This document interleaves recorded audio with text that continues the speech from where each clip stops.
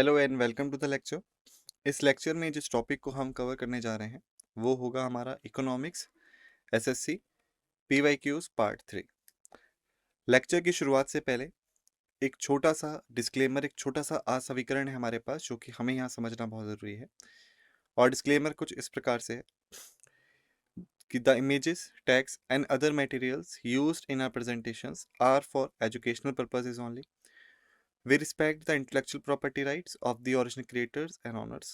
If you are the owner and have any concerns or issues, please contact us at sathi@iitk.ac.in and we shall remove the same. पहला प्रश्न है, force saving किसे कहा जाता है?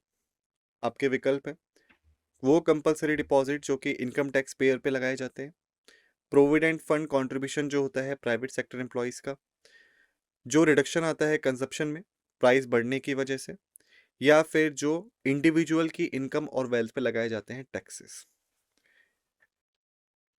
सही उत्तर देने के लिए आप सभी के पास 10 सेकंड का समय है और समय शुरू होता है अब।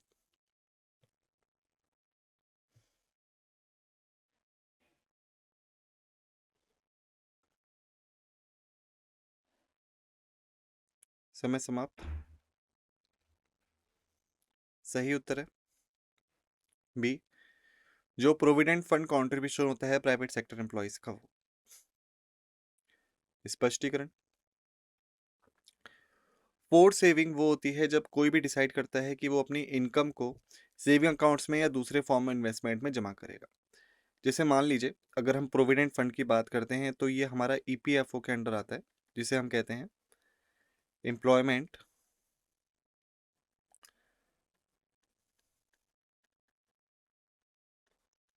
Provident fund organisation. ठीक है, अब इसमें होता है आपका पीएफ, जिसका सिंपल सा मतलब होता है प्रोविडेंट फंड। अब अगर हम बात करें प्राइवेट सेक्टर एम्प्लॉयज की तो वहां पे आपको दो चीजें रखनी होती हैं, या तो आपका टीडीएस होता है या फिर आपका पीएफ होता है। ठीक है, ये डिडक्शन होती है आपकी सैलरी में। जैसे मान लीजिए अगर किसी की सैलरी 25,000 है या 25,000 रुपये है तो उसमें से 10% टीडीएस कटेगा या फिर पीएफ कटेगा। अगर हम यहाँ मान लेते हैं कि पीएफ यहाँ पे 2500 रुपये था, तो जो भी व्यक्ति है उसके हाथ में सिर्फ 22,500 रुपये आएंगे। ये होगी उसकी इन हैंड सैलरी, और ये जो 2500 रुपये हैं ये जाएंगे उसके प्रोविडेंट फंड में। तो एक तरीके से ये फोर्स सेविंग होती है, यानी व्यक्ति चाहे या ना चाहे उसको ये 2500 रुपये पीएफ में जमा करने ही होंगे।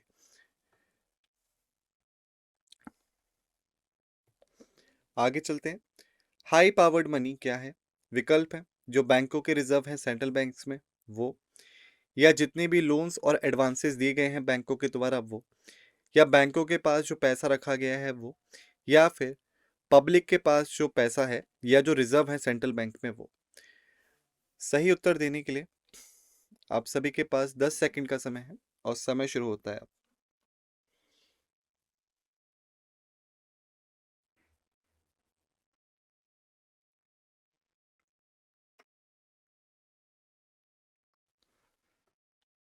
समय समाप्त।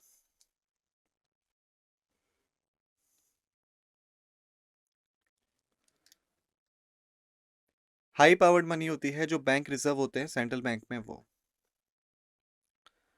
सॉल्यूशन स्पष्टीकरण, बैंक रिजर्व सेंट्रल बैंक्स में।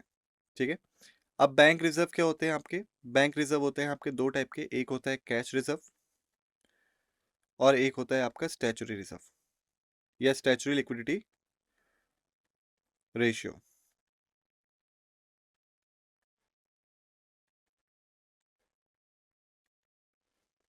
इसको हम शॉर्ट में एसएलआर के नाम से ही पुकारते हैं और इसको हम सीआरआर के नाम से भी पुकारते हैं। अब ये होता क्या है इसको एक बार समझ लेते हैं कि मान लीजिए बैंक के पास अगर टोटल 100 करोड़ रुपए हैं तो बैंक क्या करने की कोशिश करेगा कि इस सभी 100 करोड़ रुपए को लोन्स और एडवांसेस के तौर पे बांटने की कोशिश करेगा। क्योंकि लोन्स और एडवांसेस से जो बैंक इंटरेस्ट कमाता है वो असल में बैंक की इनकम होती है। ठीक, अब यहाँ पे जो 100 करोड़ रुपए हैं ये असल में किसके पैसे हैं?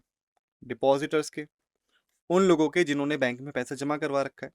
तो मान लेते हैं कि बैंक अगर 100 के 100 करोड़ को लोन्स और एडवांसेस के तौर पे बांट देता है, ठीक है, तो ऐसे में जो डिपॉजिटर्स हैं अगर वो बैंक पहुंचते हैं, जैसे मान लीजिए बैंक का नाम यहाँ XYZ है, ठीक है, तो डिपॉजिटर को तो अपना पैसा वापस मिलेगा ही नहीं,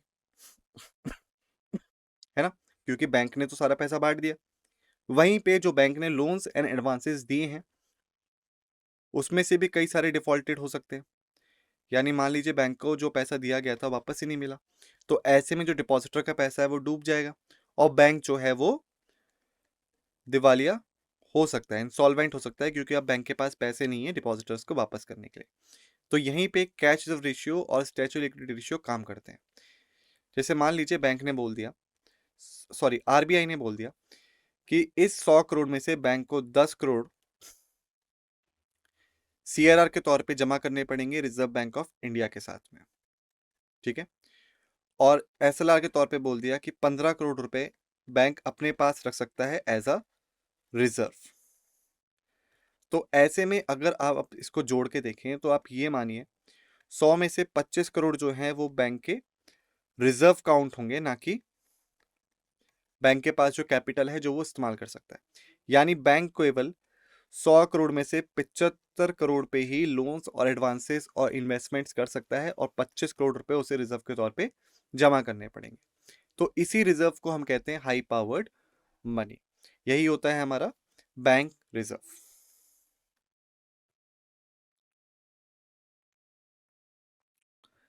अगला प्रश्न है हार्डनिंग इंटरेस्ट रेट का मतलब क्या होता है? वो इंटरेस्ट रेट जो कि अभी तक स्टिकी है, वो इंटरेस्ट रेट जो कि बहुत कम है, वो इंटरेस्ट रेट जो कि लगातार बढ़ रहा है, या वो इंटरेस्ट रेट जो लगातार घट रहा है।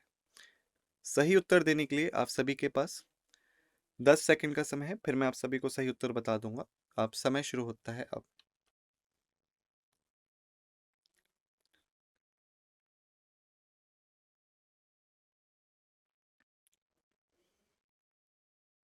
समय समाप्त।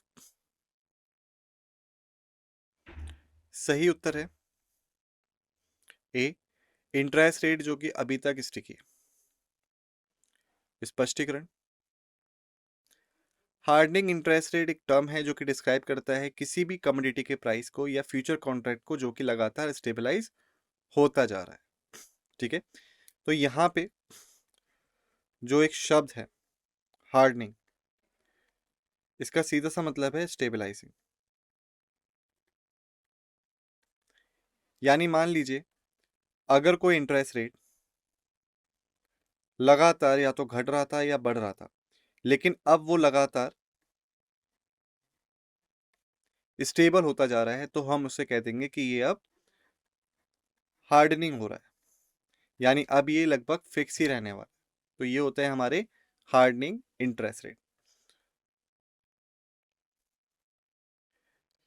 इसके पश्चात अगला प्रश्न है, डंपिंग एक सिचुएशन है जब विक्रेता विक्रेता सप्लाई करता है ज़्यादा demand for products in the world market, यानी वर्ल्ड मार्केट में जितनी डिमांड है उससे ज़्यादा, या फिर डोमेस्टिक मार्केट में जितनी डिमांड है उससे ज़्यादा, या फिर सामान को बेचता है कम प्राइस पे वर्ल्ड मार्केट में उस प्राइस के मुकाबले जो वो अपने घरेलू बाजार में चार्ज करता है, या फिर वर्ल्ड मार्केट में उस सामान का प्राइस ज़्यादा रखता है उस प्राइस के मुकाबले जो वो अपने घरेलू बाजार में चार्ज करता है। सही उत्तर देने के लिए आप सभी के पास 10 सेकंड का समय है, फिर मैं आप सभी को सही उत्तर बता दूंगा। समय शुरू होता है अब।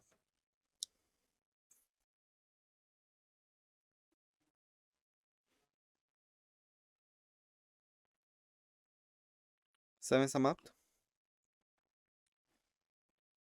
सही उत्तर है सी, अगर कोई भी विक्रेता किसी भी सामान को बेचता है कम प्राइस पे बाजार में, अंतरराष्ट्रीय बाजार में उस प्राइस के मुकाबले जो वो अपने घरेलू लोगों से लेता है, तो उसे हम डंपिंग कहते हैं। स्पष्टीकरण, यानी आप उदाहरण के लिए समझ सकते हैं कि मान लीजिए अगर कोई चीज़ है जो 200 रुपए की है घरेलू बाजार में, यानी कि डोमेस्टिक मार्केट में।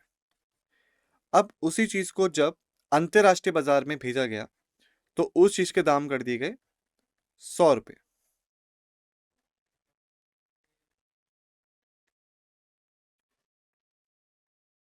ठीक है, अब क्या होगा, अंतरराष्ट्रीय बाजार में ये जो सामान है ये हो गया आपका चीप, यानी कि सस्ता।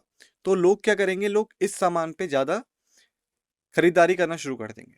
तो ऐसे में जो आपके बाकी विक्रेता हैं जिनका सामान अंतरराष्ट्रीय बाजार में लगभग 300 के आसपास होगा, क्योंकि जो एक्सपोर्ट ड्यूटी या चार्जेस लगेंगे वो सामान बिकना बंद हो जाएगा, यानी नॉट सेल्ड होगा, वो बिकेगा नहीं।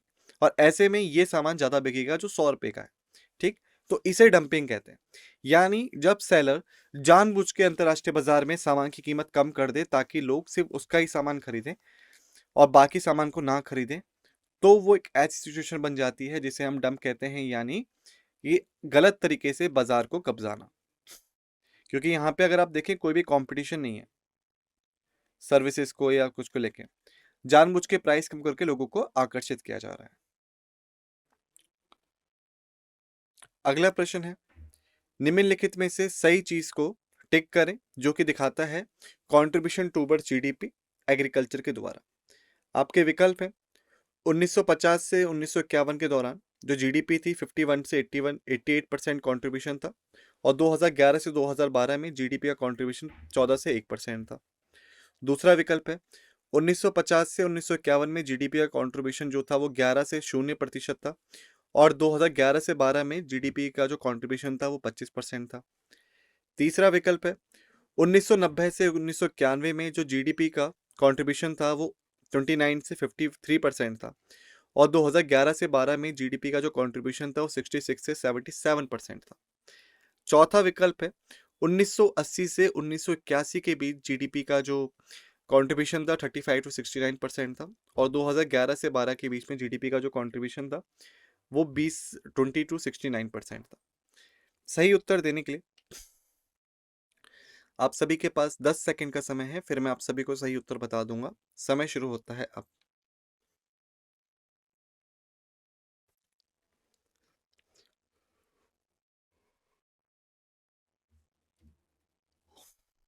समय समाप्त।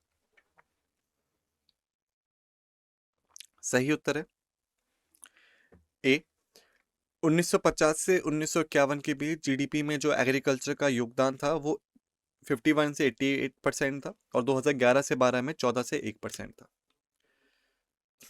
स्पष्टीकरण बिल्कुल वही है।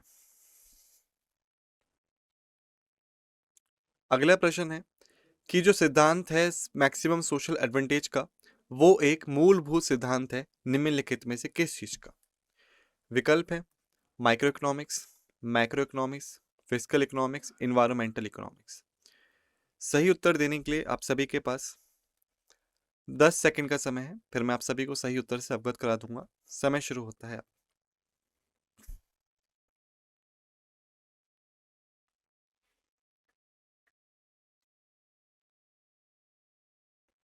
समय समाप्त। सही उत्तर है सी, फिजिकल इकोनॉमिक्स।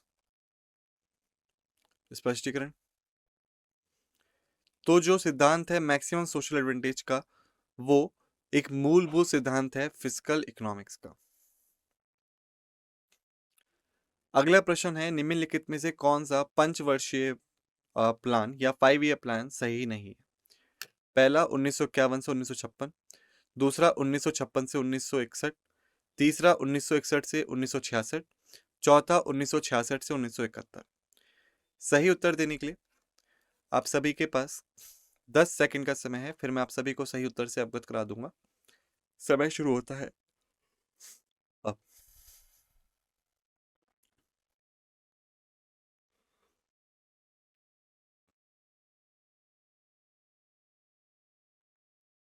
समय समाप्त।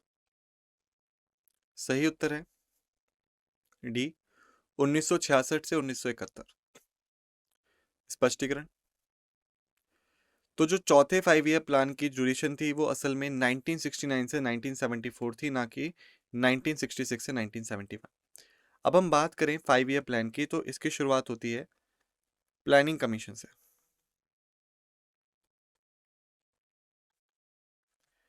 जो प्लानिंग कमीशन था इसको 1950 में स्थापित किया गया, ठीक है। और इसका जो मेन काम था वो नेशनल रिसोर्सेज को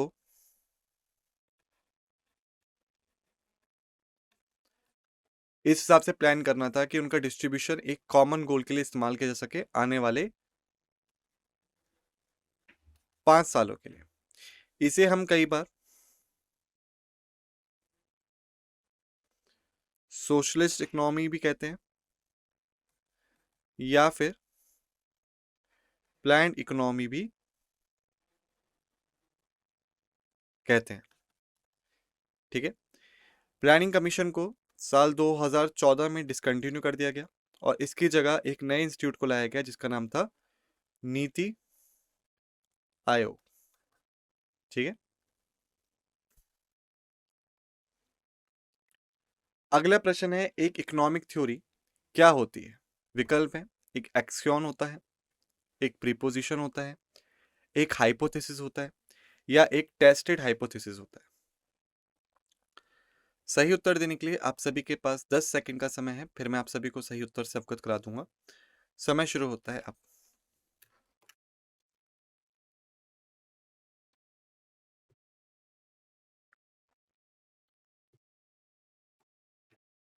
समय समाप्त। सही उत्तर है डी, एक टेस्टेड हाइपोथेसिस। स्पष्टीकरण, इकोनॉमिक थ्योरी एक आउटलेट प्रोवाइड करती है रिसर्च के लिए सभी एरियाज में इकोनॉमिक्स के, जो कि एक रिगरस थियोरेटिकल रीजनिंग और टॉपिक्स पे बेस होती है मैथमेटिक्स के, और साथ के साथ जो इकोनॉमिक प्रॉब्लम्स हैं उनके एनालिसिस के बाद ये पर्पस की जाती है। अगला प्रश्न है, मार्क्स के अनुसार जो सोर्स ऑफ वैल्यू होती है वो क्या होती है? विकल्प है, कैपिटल होती है, लैंड होता है, लेबर होता है, या फिर कोई भी नहीं होता। सही उत्तर देने के लिए आप सबके पास 10 सेकंड का समय है, फिर मैं आप सभी को सही उत्तर दूंगा। समय शुरू होता है अब।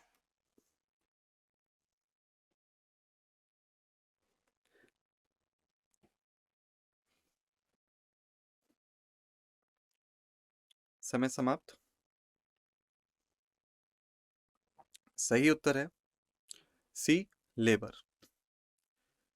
स्पष्टीकरण, मार्क्स गेव ने एक थ्योरी दी थी, इसको हम कहते हैं लेबर थ्योरी ऑफ वैल्यू, जिसमें उसने उन्हें एक केस को बताया था जहां पे जो वैल्यू होती है वो लेबर की वैल्यू से देखी जाती है। यानी जो एक इशू है कि कैसे प्रोडक्शन और सर्कुलेशन में एक रिश्ता कायम किया जा सके, इस फैक्ट से अफेक्ट किए बना कि जो लेबर है वो कैपिटलिस्ट सोशल फॉर्म को लेता है प्रोड्यूस करने में वैल्यू एंड सरप्लस को, जो कि हम बाद में चीजों जोड़ के देखते हैं कमोडिटीज में। उस पूरी चीज को इन्होंने एक्सप्लेन किया था लेबर थ्योरी ऑफ वैल्यू में। तो याद रखिएगा, लेबर थ्योरी ऑफ वैल्यू किसने दी थी? कार्ल मार्क्स ने, जो कि असल में कौन थे? एक जर्मन इकोनॉमिस्ट थे, ठीक। अगला प्रश्न है, जो कम्युनिटी डेवलपमेंट प्रोग्राम था वो किस साल लॉन्च किया गया? विकल्प है 1950, 1992, 1991, 1953। सही उत्तर देने के लिए आप सभी के पास 10 सेकंड का समय है, फिर मैं आप सभी को सही उत्तर बता दूंगा। समय शुरू होता है अब।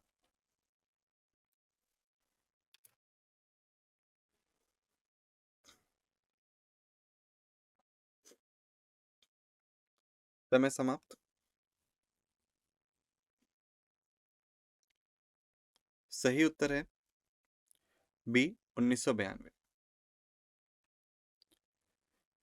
तो आज़ादी के पश्चात जो सबसे पहला डेवलपमेंट प्रोग्राम भारत ने लॉन्च किया था वो था कम्युनिटी डेवलपमेंट प्रोग्राम 1992।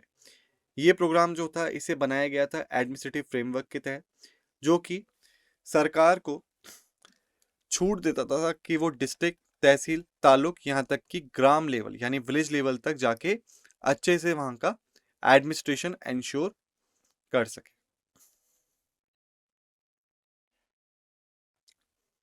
अगला प्रश्न है, प्रोफेसर मिल्टन फ्राइडमैन लीडर हैं किसके? विकल्प हैं Ohio school, Chicago school, Cambridge school, London school. सही उत्तर देने के लिए आप सभी के पास सही उत्तर बता दूंगा, समय शुरू होता है अब।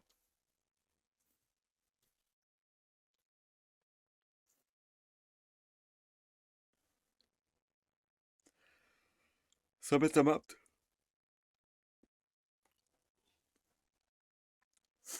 सही उत्तर है बी, शिकागो स्कूल। स्पष्टीकरण, मिल्टन फ्राइडमैन जुलाई 31 1912 से नवंबर 16 2006 एक अमेरिकन इकोनॉमिस्ट, स्ट्रेटेजिशियन और राइटर थे, जिन्होंने की यूनिवर्सिटी ऑफ शिकागो में पढ़ाया है लगभग 3 दशकों तक यानी 30 सालों तक। उन्हें 1976 में नोबेल प्राइज भी मिलता है इकोनॉमिक साइंसेज में, और वो मुख्यतः जाने जाते हैं अपनी रिसर्च को लेके कंजप्शन एनालिसिस, मॉनेटरी हिस्ट्री और थ्योरी में। और इसी के साथ उन्होंने स्टेबलाइजेशन पॉलिसी की कॉम्प्लेक्सिटी को भी अच्छे से एक्सप्लेन किया था।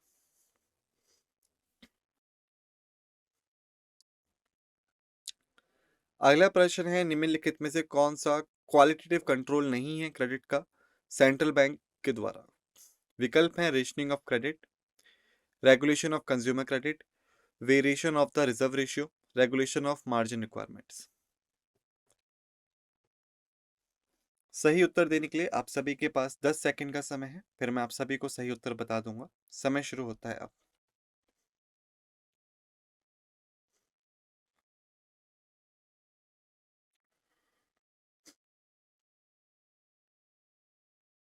समय समाप्त। सही उत्तर है सी, वेरिएशंस रिजर्व रेशियो। स्पष्टीकरण,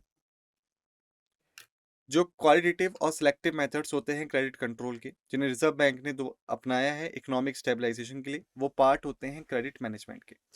जो 4 इंपॉर्टेंट क्वालिटेटिव मेजर्स हैं वो है margin requirements, credit rationing, regulation of consumer credit और moral suasion.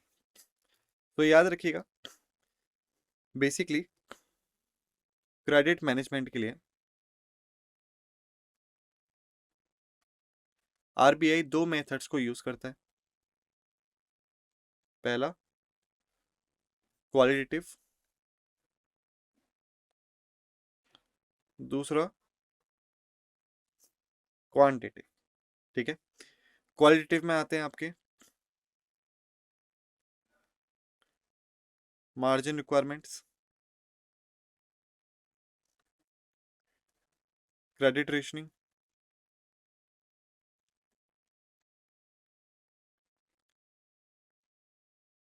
Regulation of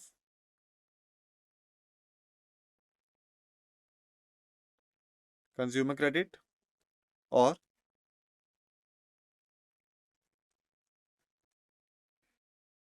moral suasion. Quantitative में आते हैं आपके cash reserve ratio,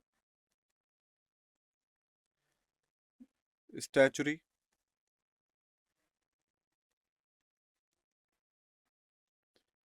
liquidity ratio, open market operations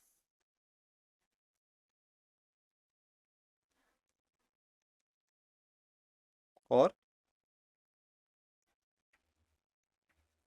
bank rate.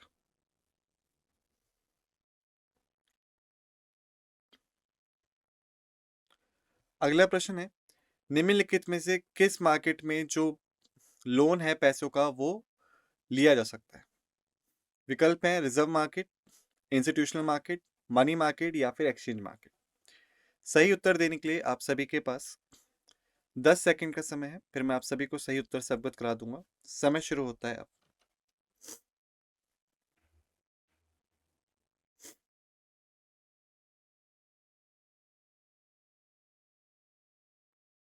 समय समाप्त।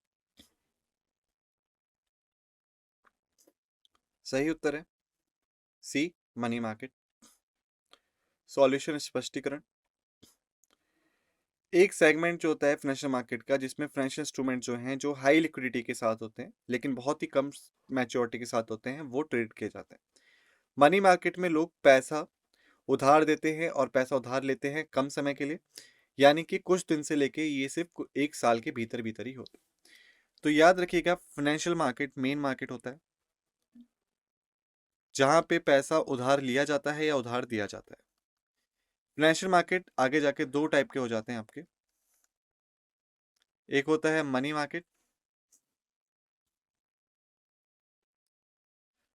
और एक होता है आपका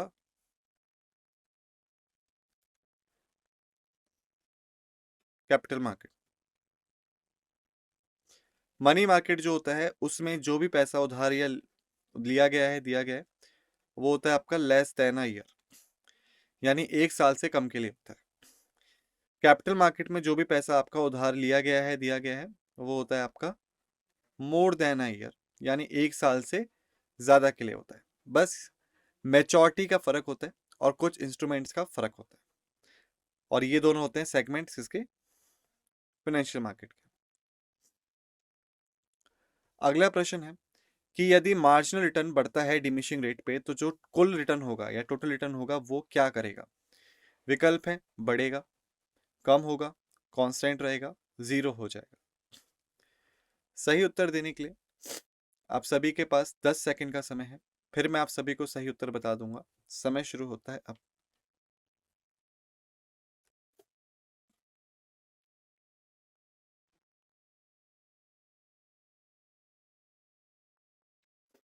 समय समाप्त। सही उत्तर है ए, बढ़ेगा।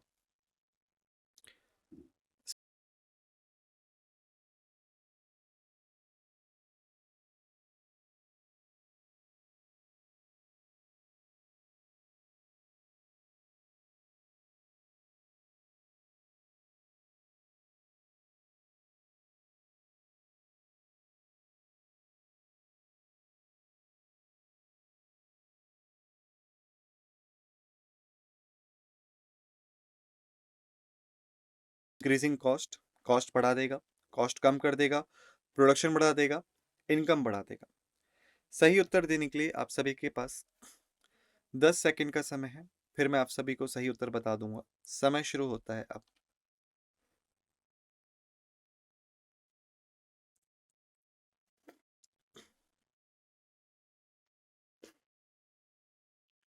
समय समाप्त। सही उत्तर है बी, कॉस्ट कम कर देगा।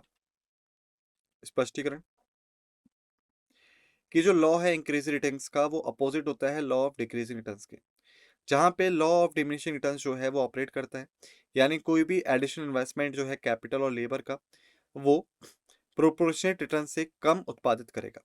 लेकिन अगर हम बात करें लॉ ऑफ इंक्रीज रिटर्न्स का, तो जो रिटर्न होगा वो ज्यादा प्रोपोर्शनेट होगा। अगला प्रश्न है, निम्नलिखित में से कौन रेगुलेटर होता है क्रेडिट रेटिंग एजेंसीज का भारत में। विकल्प है आरबीआई, एसबीआई, सिडबी या सेबी। सही उत्तर देने के लिए आप सभी के पास 10 सेकंड का समय है, फिर मैं आप सभी को सही उत्तर बता दूंगा। समय शुरू होता है अब।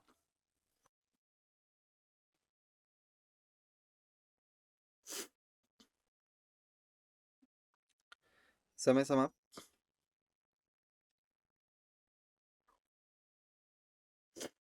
सही उत्तर है डी, सेबी। स्पष्टीकरण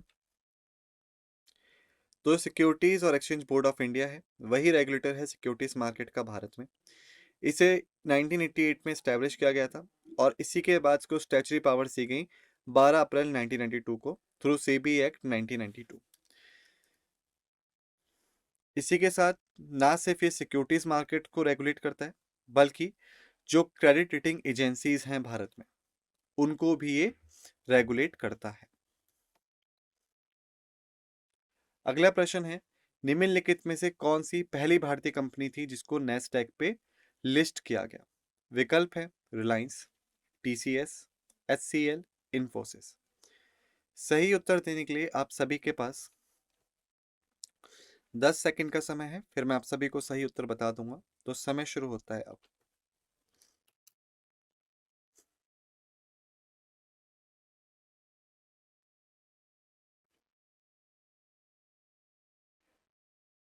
समय समाप्त।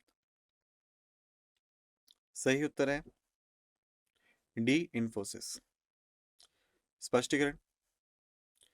इंफोसिस लिमिटेड भारत की पहली अंतर्राष्ट्रीय कंपनी थी जिसने की बिजनेस कंसल्टिंग से शुरुआत करी, बाद में इंफॉर्मेशन टेक्नोलॉजी और सॉफ्टवेयर इंजीनियरिंग और इसके साथ साथ आउटसोर्सिंग सर्विसेज में भी अपना काम शुरू कर दिया। इसका जो हेडक्वार्टर है वो बेंगलोर में है, कर्नाटका में। और ये पहली कंपनी थी जो कि नेस्टैक में लिस्टेड होती है। अब नेस्टैक क्या है? नेस्टैक असल में न्यूयॉर्क स्टॉक मार्केट का इंडेक्स है और ये वर्ल्ड का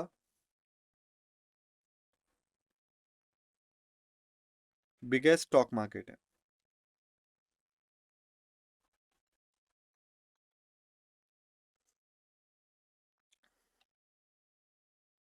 अगला प्रश्न है, आरआरबी को कौन ओन करता है?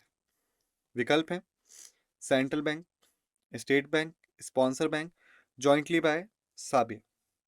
सही उत्तर देने के लिए आप सभी के पास 10 सेकंड का समय है, फिर मैं आपको सही उत्तर बता दूंगा। समय शुरू होता है अब।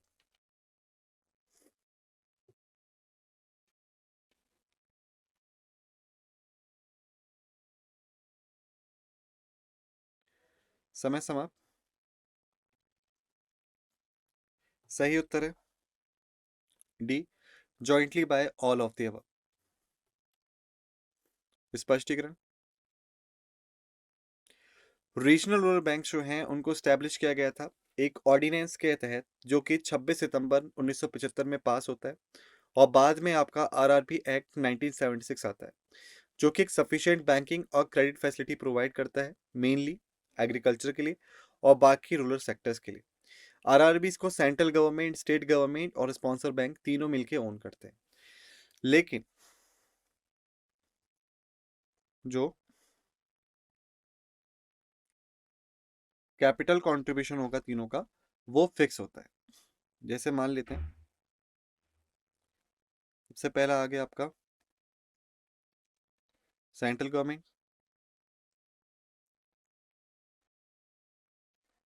फिर आए आपकी स्टेट गवर्नमेंट और फिर आया आपका स्पॉन्सर बैंक। ठीक। अगर यहाँ पे कोई भी एक आरआरबी है, एग्जाम्पल के लिए हमने एक्स वाई जेड ले लिया,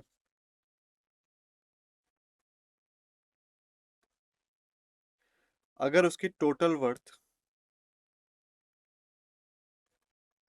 100 करोड़ है तो सेंट्रल गवर्नमेंट इसके लिए 50 करोड़ देगी, स्टेट गवर्नमेंट इसके लिए 15 करोड़ देगी, स्पॉन्सर बैंक इसके लिए 35 करोड़ देगा। यानी जो state bank sorry central government का जो कंट्रीब्यूशन होता है वो 50% होता है, स्टेट गवर्नमेंट का जो कंट्रीब्यूशन होता है वो 15% फिक्स होता है, और स्पॉन्सर बैंक का जो कंट्रीब्यूशन होता है वो 35% फिक्स होता है। तो ये होता है कैपिटल कंट्रीब्यूशन तीनों के द्वारा किसी भी आरआरबी में। 50% central government, 15% state government, 35% sponsor bank. अगला है, द मॉनिटरी और पॉलिसी क्रेडिट पॉलिसी को कौन अनाउंस करता है? विकल्प है ministry of finance of centre, reserve bank of India, state bank of India, planning commission of India. सही उत्तर देने हेतु सभी के पास 10 सेकंड का समय है, फिर मैं आप सभी को सही उत्तर बता दूंगा। समय शुरू होता है अब।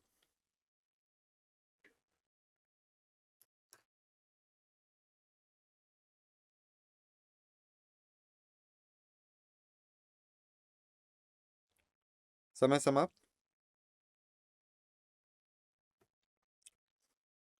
सही उत्तर है B, reserve bank of India. स्पष्टीकरण। रिजर्व बैंक ऑफ इंडिया जो है भारत का सेंट्रल बैंकिंग इंस्टीट्यूशन है जो कि कंट्रोल करता है मॉनेटरी पॉलिसी को इंडियन रुपी में। रिजर्व बैंक ऑफ इंडिया को स्थापित किया गया था 1 अप्रैल 1935 में ब्रिटिश काल के दौरान, और इसको स्थापित किया गया था reserve bank of India act 1934 के तहत। जब आरबीआई को स्थापित किया गया उस समय इसका जो हेडक्वार्टर था वो कैलकाटा में था, जिसे आज हम कोलकाता के नाम से पुकारते हैं। 1935 में उसके पश्चात 1937 में इसका हेडक्वार्टर शिफ्ट करके कर दिया गया बॉम्बे, जिसे हम मुंबई के नाम से पुकारते हैं। जब आरबीआई को स्थापित किया गया था तो उस टाइम पे ये एक प्राइवेट इंस्टीट्यूशन हुआ करता था। बाद में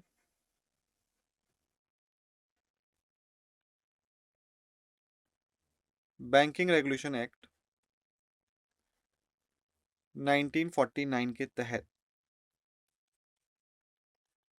आरबीआई को भी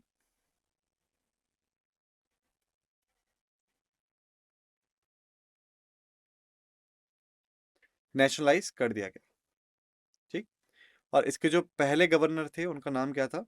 सर ऑसबॉर्न स्मिथ।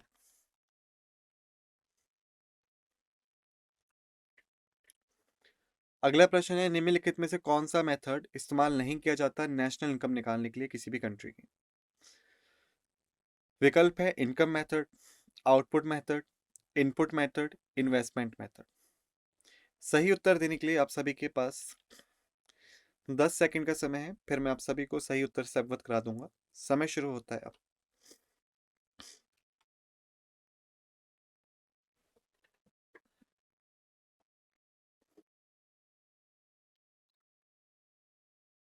समय समाप्त। सही उत्तर है सी, इनपुट मेथड। स्पष्टीकरण, नेशनल इनकम जो है किसी भी कंट्री की, उसे हम 3 अल्टरनेटिव मेथड से निकाल सकते हैं: प्रोडक्ट मेथड, इनकम मेथड और एक्सपेंडिचर मेथड। ठीक है। एक्सपेंडिचर मेथड को ही हम कई बार इन्वेस्टमेंट मेथड के तौर पे भी देखते हैं, यानी जो भी खर्चा सरकार या प्राइवेट इंस्टीट्यूशंस के द्वारा करा जा रहा है वो एक तरह से इकोनॉमी का इन्वेस्टमेंट है जो कि आगे नेशनल इनकम में योगदान देगा। वहीं पे प्रोडक्ट मेथड को हम कई बार वैल्यू एडेड मेथड के नाम से भी पुकारते हैं।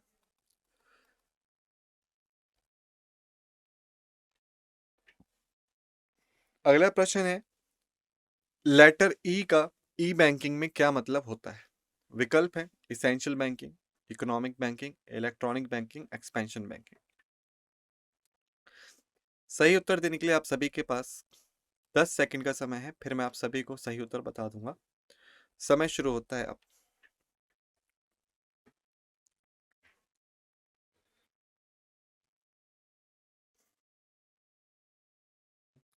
समय समाप्त। सही उत्तर है ई, सी, इलेक्ट्रॉनिक बैंकिंग।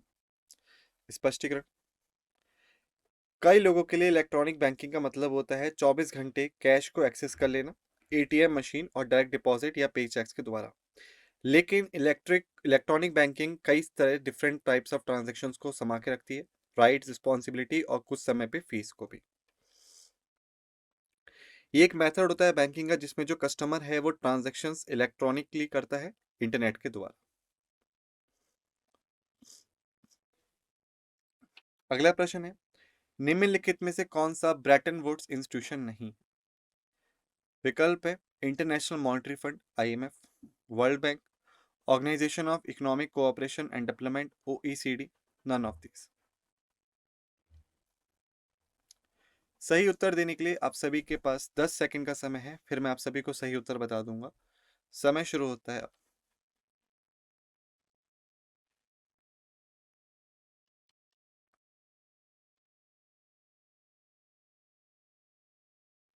समय समाप्त। सही उत्तर है C, organisation of economic cooperation and development OECD.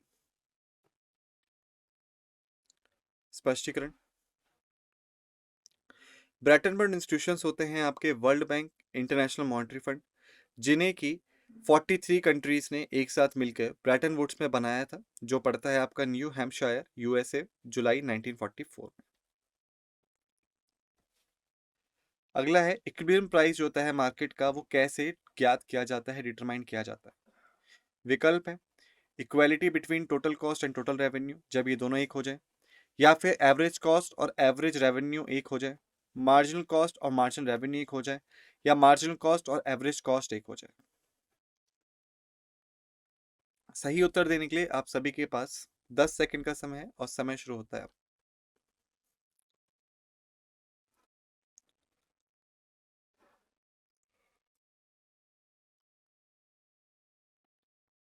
समय समाप्त। सही उत्तर है सी, जब मार्जिनल कॉस्ट और मार्जिनल रेवेन्यू एक हो जाए। स्पष्टीकरण, प्राइस और आउटपुट मोनोपोली में डिटरमाइन किया जाता है इक्वालिटी बिटवीन मार्जिनल कॉस्ट और मार्जिनल रेवेन्यू के तहत, ना कि डिमांड और सप्लाई कर्व के इंटरसेक्शन के तहत। अगला प्रश्न है, अगर हम नेशनल कंटेक्स्ट में बात करें तो निम्नलिखित में से कौन सा मैक्रो अप्रोच को दर्शाता है। विकल्प है बाटा शू कंपनी की सेल को, बिक्री को, जो मैंगोस को यूके भेजा गया है या एक्सपोर्ट किया गया है उनको, रेलवेज की जो इनकम है उसे, या फिर जो भारत में महंगाई है, इन्फ्लेशन है, उसे। सही उत्तर देने के लिए आप सभी के पास 10 सेकंड का समय है, फिर मैं आप सभी को सही उत्तर बता दूंगा।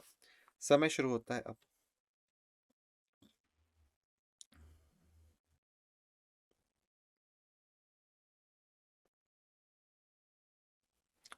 समय समाप्त। सही उत्तर है डी, इन्फ्लेशन इन इंडिया। स्पष्टीकरण, माइक्रो इकोनॉमिक्स इकोनॉमिक्स की वो ब्रांच है जो कि डील करती है performance, structure, behaviour, decision making, पूरी इकोनॉमी की एज अ होल, ना कि सिर्फ इंडिविजुअल मार्केट से। मैक्रो इकोनॉमिक्स डेवलप करते हैं मॉडल्स को जो कि रिलेशनशिप दर्शाते हैं फैक्टर्स के बीच में, national income, output, consumption, unemployment, inflation और एक्सेट्रा को। अगला प्रश्न है इंटरनल इकोनॉमिक्स का मतलब क्या है, यानी जो राइज हुआ है इकोनॉमी में उसकी प्रोग्रेस के दौरान। Accrue to firm when it expands output, arise when there is expansion in internal trade, arise when there is expansion in an industry. सही उत्तर देने के लिए आप सभी के पास 10 सेकंड का समय है, फिर मैं आप सभी को सही उत्तर बता दूंगा। समय शुरू होता है अब।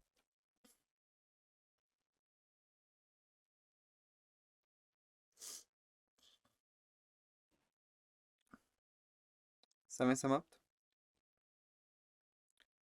सही उत्तर है B, accrue to a firm when it expand its output. स्पष्टीकरण, इंटरनल इकोनॉमिक्स तब अराइज होती है फर्म के बीच में जब उसका साइज जो है वो बढ़ता है, और इसे हम कहते हैं इकोनॉमिक्स ऑफ स्केल। इसी के साथ हमने कर लिया है इस लेक्चर को समाप्त। आप सभी का धन्यवाद।